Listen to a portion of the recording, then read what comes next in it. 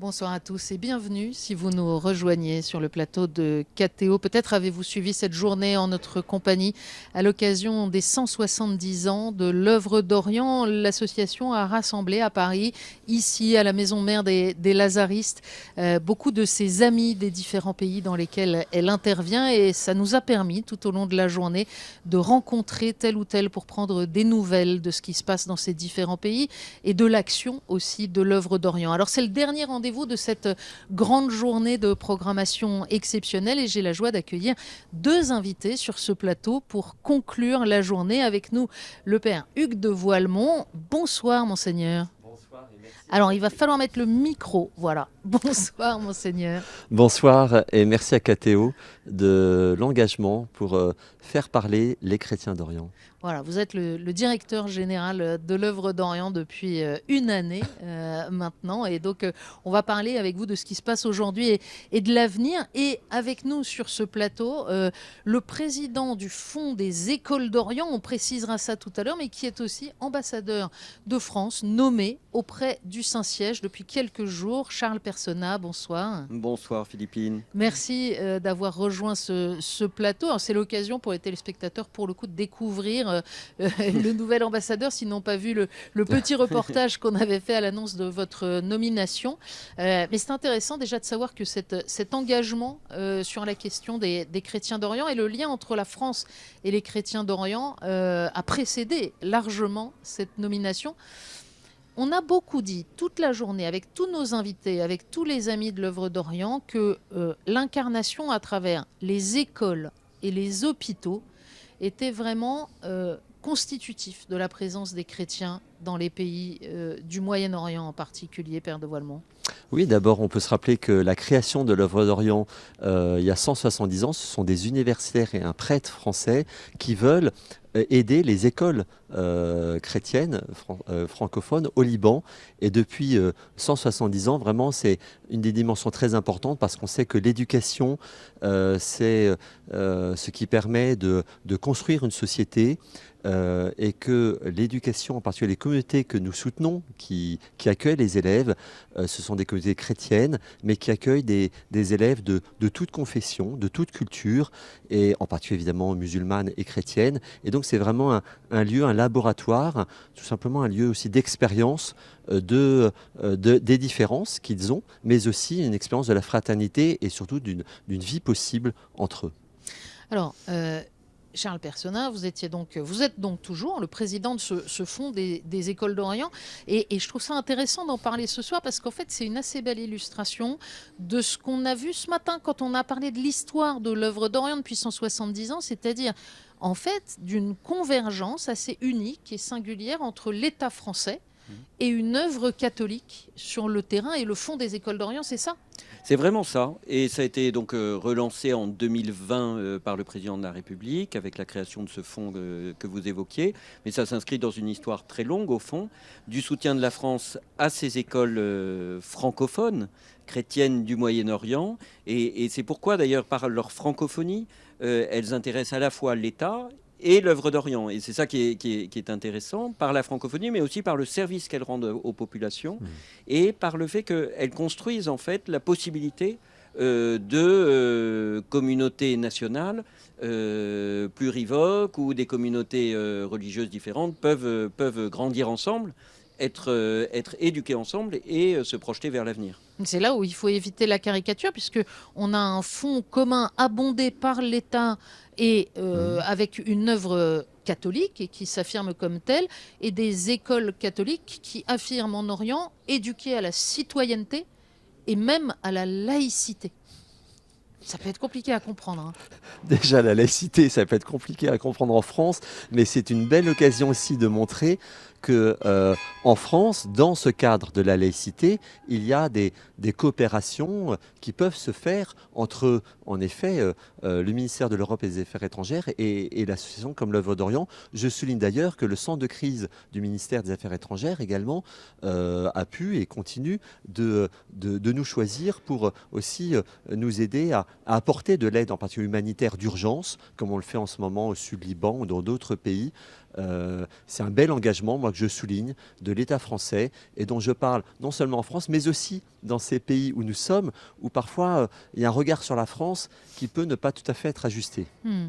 Et quand on parle de laïcité, ce n'est pas une question de combat idéologique, c'est le fait que tous les citoyens le sont au même titre, quelle que soit la communauté à laquelle ils appartiennent. Et c'est un message qui est important pour ces pays. C'est très important, la question de la distinction de ce qui relève du civil, du politique et du religieux aussi.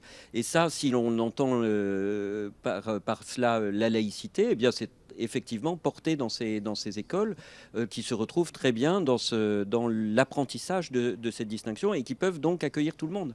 C'est ça le point de rencontre, on le disait, entre l'État français et une association catholique, c'est la poursuite d'un même intérêt général que portent aussi ces écoles.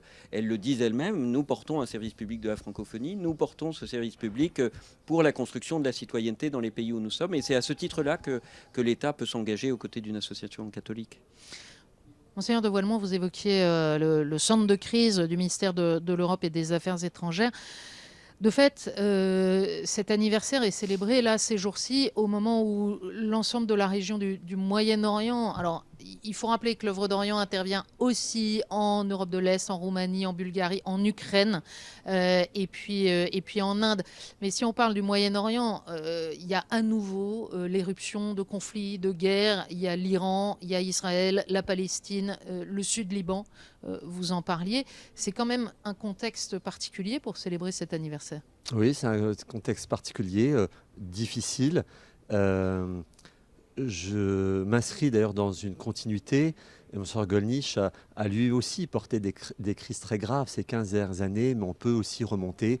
Et voilà, un de mes prédécesseurs qui dénonçait le génocide arménien en 1915. Donc c'est vrai que on l'a entendu aujourd'hui, et moi, grâce aux visites que je fais, je suis allé au fêter Pâques à Beyrouth et au sud Liban. J'ai pu me rendre dans ces lieux où il y a des conflits. J'entendais les bombardements. On a été obligé de revenir parce qu'on n'a pas pu visiter un village. Et puis le lendemain, on a réussi.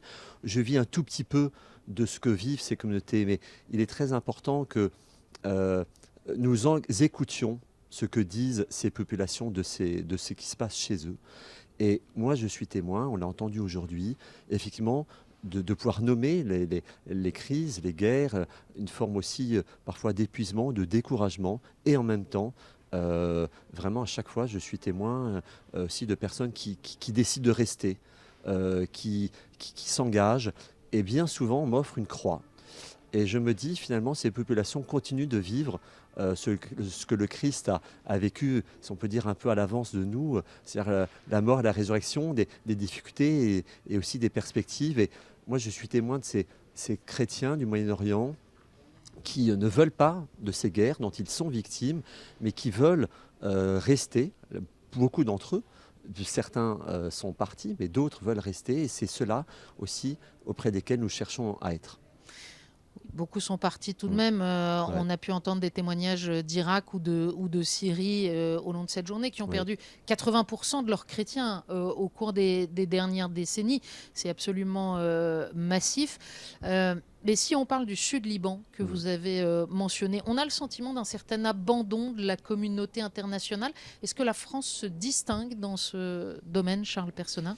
Je crois qu'en tout cas, la France met tout en œuvre, tout ce qu'elle peut pour accompagner la stabilisation du Liban, du Sud-Liban, la présence de nos soldats avec la FINUL, l'action diplomatique extrêmement résolue du président de la République depuis le début des crises libanaises le montre. Et je crois que c'est un point de convergence très fort entre la France et le Saint-Siège qui œuvre côte à côte véritablement pour rebâtir la souveraineté du Liban, rebâtir les conditions de la paix, permettre qu'un dialogue équilibré s'établisse entre les communautés au sein du Liban, mais entre le Liban et les États de la région. Et je crois que voilà, la France, avec les moyens qu'elle déploie, participe véritablement très fortement aux côtés du Liban à cela. Et puis s'ajoute, et ça rejoint notre sujet précédent, c'est-à-dire l'action résolue de la France, alors là, État et société civile et œuvres d'Orient, pour maintenir ce qui fait le tissu même de ce pays, c'est-à-dire ses écoles, ses hôpitaux et ses centres sociaux. Et puis, pour ce qui est de l'État, le soutien aux forces armées libanaises pour assurer la sécurité de leurs concitoyens et la sécurité du pays. Bref, la France se tient vraiment aux côtés du Liban. Et ce qui est intéressant, c'est que ce n'est pas simplement l'État en France, c'est toute la société française qui porte cet effort. J'étais frappé lorsque nous avons pu rouvrir, grâce à l'appui financier d'une fondation à Lif, 2 églises à Mossoul. Le ministre de la Culture et le gouverneur présents sur place, musulmans, nous ont dit « il est important qu'il y ait des chrétiens ici, vous faites partie de notre histoire, vous étiez là avant nous et il faut que vous restiez ». Ils sont peu nombreux, vous avez raison, mais on entend aussi d'autres, évidemment, le besoin que ces chrétiens puissent rester, non seulement pour une question de religieuse, c'est sûr, mais également parce qu'ils contribuent à construire une société pluraliste, diverse et riche d'une histoire longue qu'ils ont écrite. C'est pour ça, par exemple, que là aussi, en lien avec l'UNESCO, avec des œuvres officielles, internationales et pas du tout confessionnelles, vous avez travaillé à ce qu'on reconstruise à Mossoul les signes anciens de cette présence chrétienne que sont les églises. Oui, vous avez raison. Alors qu'il n'y a plus beaucoup de chrétiens à Mossoul, il faut le dire. Et on a fait le reproche, c'est ce que j'allais dire, Philippine. Il n'y en a plus beaucoup, mais il y en a encore. Et je crois que l'œuvre d'Orient, mais aussi beaucoup d'autres organismes, eh bien, nous travaillons pour la durée, pour l'avenir. Et on ne sait pas, en tout cas, moi j'espère que dans peut-être 10, 20, 50 ans, peut-être plus, eh bien, ces sociétés apprendront qu'il est important qu'il y ait une liberté de conscience, qu'il y ait une liberté de culte aussi, qu'il est possible de choisir une autre religion. Et nous construisons donc pour la durée. On a 170 ans, mais moi je m'engage aussi pour beaucoup d'années à venir. Pour les 170 ans qui viennent. Et de fait, il y a aussi des communautés qui portent des projets absolument incroyables. Vous parlez de Mossoul, il y a des sœurs qui veulent rouvrir une école à Mossoul, précisément ouverte vraisemblablement à une très grande majorité d'enfants musulmans. Oui, et c'était d'ailleurs une annonce qui avait été faite par Monseigneur Goniche et le président de la République à Mossoul il y a quelques années de ça, et qui va pouvoir se faire grâce au fonds des écoles d'Orient et grâce à l'œuvre d'Orient. Et voilà, ce sont des témoins, vous le disiez à propos des églises, mais ouvrir une école, c'est un témoignage extrêmement fort de la possibilité d'une continuation de cette vie de ces communautés, et un signe très fort adressé bien sûr aux chrétiens, mais adressé à l'ensemble de la population, que cette vie est possible côte à côte, ensemble, qu'une citoyenneté commune est possible, enfin, qu'il y a un chemin qui s'ouvre et qui n'est pas totalement obscurci. Oui. C'est peut-être un point qu'on peut éclairer, parce que les chrétiens d'Orient ne se pensent jamais comme un ghetto, comme un lobby qui devrait renforcer ses remparts parce qu'il est attaqué. Alors de fait, ils vivent des situations parfois d'agression directe, en tout cas de conflits dans lesquels ils sont entraînés. Mais tous ceux à qui on parle nous disent, mais en fait, nous, on fait partie de cette société de Syrie, d'Irak, de Jordanie, du Liban. Et notre présence est constitutive de cette société. On est des citoyens de nos pays. Et ils ne se veulent pas tout seuls dans leur château fort. Je pense que c'est une leçon qu'ils peuvent nous donner, en tout cas, et nous rappeler. Et ce que vous dites, je crois qu'ils ont aussi une avance sur nous, sur par exemple la relation avec l'islam. Et dans aussi des contextes souvent de très grandes minorités. Et depuis parfois longtemps, ils sont minoritaires, mais ils ont réussi à cultiver cette présence, cette vocation de rester, d'être au service de tous, et d'une fidélité aussi, effectivement, comme vous le dites, à leur terre. Les chrétiens du Sud-Liban, c'est leur terre, ils ont construit une maison, ils veulent rester là. Et au Sud-Liban, moi, dans un des villages auquel on a pu apporter une aide humanitaire et aussi visiter, parce que c'est tout aussi important, eh bien, il y avait des responsables chiites, druzes, le maire, le curé, qui tous nous ont dit « Nous, on vit bien entre nous et on veut continuer cette vie ». Alors, il y a d'autres lieux, ce n'est pas la situation, mais... Mais je vais provoquer un peu. Ouais. On a quand même l'impression parfois, quand on regarde les nouvelles, comme disait mon grand-père, que les chrétiens sont visés, qu'on veut qu'ils s'en aillent de certains endroits. Et c'est le cas au sud Liban en ce moment, où on voit des villages qui sont attaqués, où des chrétiens sont là depuis 2000 ans, et où il y a une volonté de raser le village. C'est pour ça qu'on manifeste notre désaccord et notre grande inquiétude, pour être très précis, sur des perspectives que l'État d'Israël aurait d'occuper ces 15% de territoire, et tout en demandant aussi évidemment le désarmement de Hezbollah. Je crois que l'œuvre d'Orient, on rappelle le respect du droit international, et on ne manque pas vis-à-vis de présidents étrangers ou dans les pays où nous sommes présents, d'alerter et de publier des communiqués pour dire combien nous sommes opposés à ces manières de faire. Est-ce que la France se vit encore protectrice des chrétiens d'Orient, comme elle a pu l'être de Saint-Louis à François Ier Alors je crois que ça s'inscrit effectivement dans une longue histoire, mais on le vit évidemment très différemment aujourd'hui.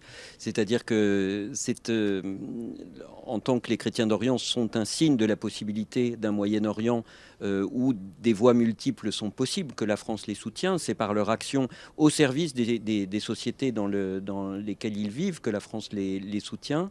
Et c'est pourquoi la France est très attentive à la fois à leur intégration, vous l'avez dit, comme citoyens, mais aussi à leur protection comme communauté. Et en fait, il y a un équilibre subtil, c'est-à-dire que, vous l'avez dit aussi, il ne faut pas s'enfermer dans une communauté, et ils ne le font pas parce qu'ils portent des valeurs universelles à travers leur action sociale, leur action caritative, leur action pastorale, mais aussi il faut protéger cette particularité qu'ils représentent. Et donc c'est dans cet équilibre subtil entre protection d'une citoyenneté individuelle, protection de la communauté en ce qu'elle a quelque chose d'universel, qu'il y a le soutien de la France et le soutien aussi du droit international pour qu'ils trouvent leur juste place dans les sociétés auxquelles ils appartiennent. Je vais poser une question absolument épouvantable, mais quand même, elle peut être posée. Quand on voit que 80% de ces communautés dans beaucoup des pays du Moyen-Orient sont partis vivre à l'étranger ces dernières années, quand on voit l'incertitude en termes de sécurité, de stabilité, la multiplication des conflits, est-ce qu'aujourd'hui, il faut dire à des jeunes chrétiens orientaux dans ces différents pays qu'ils ont une sorte de devoir moral de rester sur place? Le pape Léon XIV l'a fait, en tout cas vis-à-vis des jeunes Libanais, en leur disant « aimez votre terre, restez-y ». Alors, je crois que ni le pape, ni l'œuvre d'Orient d'une manière tout à fait différente, on ne juge. Moi, je ne dis pas aux gens de rester ou pas. Je leur donne les moyens de prendre librement cette décision. Et depuis longtemps, et cela va continuer, nous cherchons à être auprès de ceux, et il y en a, qui veulent rester. Je prends des exemples, par exemple en Syrie, pays très meurtri, et il y a de grandes inquiétudes évidemment sur le pouvoir actuel, mais nous soutenons ce qu'on appelle les Hope Centers, c'est-à-dire des lieux où des jeunes syriens, il y en a dans plusieurs parties du pays. On ne reste jamais uniquement dans les capitales, hein. On essaie d'être vraiment présent sur l'ensemble du territoire d'un pays, et ces jeunes syriens cherchent, eux, à avoir un travail pour avoir un avenir, en fait. Et donc, on les accompagne en faisant du coaching, en finançant leur activité. Après, ils le remboursent. Mais vous voyez, voilà un exemple très concret d'une réalisation pour dire, voilà, en tout cas, il y en a qui veulent rester. Et je crois qu'aucune personne, rares sont les personnes qui quittent leur pays, leur maison, aussi ceux qui sont dans leur cimetière, parce que moi, je l'entends beaucoup. Rares sont ceux qui quittent une terre, avec tout ce que ça représente, avec facilité ou avec joie. Ils le sont contraints, et ils ont sans doute une nostalgie aussi, un espoir pour leur pays. Ça doit être quand même compliqué de travailler dans certains endroits, dans certaines circonstances. J'imagine quand on est en plein conflit.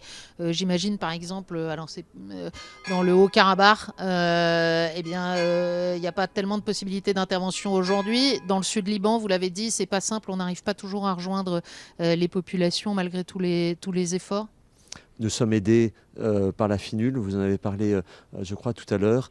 Nous cherchons à être aussi dans ces lieux-là. Je reviens d'une semaine en Ukraine où j'ai pu non seulement aller à Lviv et à Kiev, mais également à Zaporizhzhia et à Dnipro. Tout cela parce que, je le répète, je crois que l'œuvre d'Orient, c'est bien sûr une aide financière et humanitaire en réponse aux besoins des communautés chrétiennes que nous soutenons. Aucun projet ne vient de Paris. Nous sommes à l'écoute de leurs projets. Mais ce qui est tout à fait aussi important, c'est de les visiter. Et quand nous allons les visiter en disant l'œuvre d'Orient, mais aussi l'Église de France ou la France, bon, je ne me prends pas pour le président, mais de dire voilà, nous sommes français et nous pensons à vous, nous ne vous oublions pas. Cela est, je crois, très essentiel, y compris dans des lieux difficiles. On s'approche pendant quelques jours de situations qu'ils vivent au quotidien et ça nous permet aussi peut-être de mieux en parler. C'est très frappant de voir, parce qu'on pourrait penser que ce sont des mots de politesse, mais de voir combien le témoignage de l'amitié, bien sûr il y a l'aide matérielle, bien sûr vous distribuez des soutiens financiers, mais le témoignage de l'amitié et peut-être aussi à travers le fond des écoles, auprès des congrégations enseignantes, est reçu comme quelque chose de très important. Écoutez, en arrivant, une sœur, malheureusement je ne l'ai pas sur moi, une sœur m'a donné une enveloppe. J'ai ouvert cette enveloppe et il y avait un dessin d'enfant. C'est une sœur qui est au Liban, dans un camp qui accompagne un camp de réfugiés depuis très longtemps. Et c'était très joliment dessiné. Et à l'intérieur, elle disait son prénom. Et elle disait, voilà, je suis dans une école, je suis dans un centre de réfugiés. Et ses parents y étaient déjà. Merci à l'œuvre d'Orient pour l'aide. Donc vous voyez, c'est des engagements qui donnent effectivement très concrètement aussi, je crois, un chemin de lumière. En tout cas, on espère. Oui, on retrouve ça dans beaucoup de ces petites écoles qui sont celles de la périphérie de ces pays, au Liban, dans la vallée de la Bekaa, en Moyenne-Égypte par exemple, ou dans le sud de la Jordanie, où cette aide qui est apportée par le Fonds des écoles d'Orient est perçue, alors pour ce qu'elle apporte de soutien financier et de la manière dont elle permet de mener des projets, mais aussi comme un geste d'amitié et du fait que la France n'oublie pas l'effort qui est fait par ces écoles pour faire vivre sa culture bien loin de nos frontières, pour faire vivre sa langue et tout ce qu'elle porte en elle. Et je crois beaucoup en cette question de l'amitié, d'une amitié fidèle. Et ces 170 ans de l'œuvre d'Orient et cette longue histoire de la France et des chrétiens d'Orient que vous citiez tout à l'heure, c'est effectivement avec des caractères qui sont propres à chaque époque, mais enfin la continuation d'une amitié fidèle à travers les siècles. Et on l'entend souvent, ce ne nous oubliez pas. Alors Charles Personnaz, vous allez prendre vos fonctions, enfin vous les avez déjà prises, mais vous allez prochainement remettre au pape vos lettres de créance, démarrer officiellement votre mission d'ambassadeur de France près le Saint-Siège. La France et le Saint-Siège, au-delà de ce fonds des écoles d'Orient, ont des convergences dans le fracas du monde actuel ? Oui, je crois qu'elles ont de grandes convergences. La France et le Saint-Siège portent d'abord une voix de raison dans un monde qui parfois en manque un peu, une voix de pondération, une voix de préférence pour la discussion multilatérale et la diplomatie plutôt que pour le fracas des armes, une voix qui défend le droit international, qui défend les populations civiles lorsqu'elles sont menacées par les conflits. Donc beaucoup de points de convergence et de points de discussion pour essayer de trouver les meilleurs chemins pour un monde plus pacifié. Et on sait qu'il en a bien besoin. Donc je crois que au cœur on a vraiment une relation très, très forte pour cette raison-là entre la France et le Saint-Siège, parce qu'il y a ce même diagnostic que dans un monde très perturbé, traversé par des forces multiples, on a besoin de tempérance, de regarder les problèmes du monde avec mesure et de chercher le bien commun et de ne pas s'égarer dans des positions de facilité. Monseigneur de Voilemont, on va bientôt arriver à la fin de cette rencontre. Vous disiez, on est reparti pour les prochains 170 ans. En même temps, on aimerait presque dire qu'il n'y a plus besoin et que tout va bien, mais ce n'est pas à court terme. À court terme, on le voit bien, il y a beaucoup de besoins. Quel message pour ceux qui nous regardent? Depuis tout à l'heure, je me dis que en fait, nous cherchons aussi à vivre la catholicité de l'Église. C'est-à-dire une Église qui vit bien avec ses traditions orientales, leurs richesses, que j'invite d'ailleurs à découvrir, parce que parfois on ne les connaît pas bien. On pense que ce sont des orthodoxes. Voilà, l'Église est riche de différentes traditions. Donc on est vraiment invité à aller les découvrir dans leur richesse liturgique, ecclésiologique. Voilà. Et donc on vit bien avec l'Église latine et avec l'Église orientale. Le message, c'est eux qui nous le donnent. En fait, ils n'ont pas besoin de notre pitié, ces chrétiens d'Orient. Ce sont des églises, effectivement, pour beaucoup d'entre elles, persécutées, blessées, meurtries, et encore aujourd'hui. Mais elles nous donnent une leçon de témoignage, de fidélité, de foi, d'espérance que nous avons vraiment à recevoir.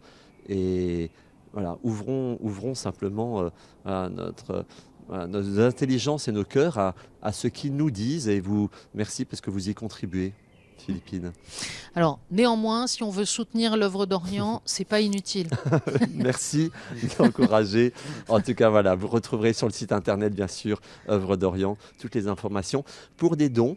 Effectivement, qui sont bien nécessaires et les besoins sont immenses, mais également peut-être un aspect, vous avez déjà parlé dans la journée, la présence avec les volontaires que nous envoyons, 80 volontaires par an, qui vivent avec les communautés chrétiennes que nous aidons. Ouais, il y a eu des témoignages tout au long de la journée. Alors j'invite ceux qui nous regardent et qui voudraient en savoir plus, soit sur tel pays en particulier, soit sur les actions de l'œuvre et ce que font au quotidien ceux qui y sont engagés, à retrouver sur le site internet ktotv.com tous les rendez-vous que nous avons eu la joie, grâce à vous, de vivre aujourd'hui. Merci infiniment à tous les deux. Charles Personnat, la prochaine fois qu'on vous verra, ce sera sans doute dans vos nouvelles fonctions et sans doute avec beaucoup de joie, parce que quand même, plus que la rumeur, le communiqué de la Conférence des évêques de France nous invite à prier avec ardeur pour une prochaine visite du pape en France. Donc pour un ambassadeur près le Saint-Siège, ça commence fort. Ce serait une grande chance.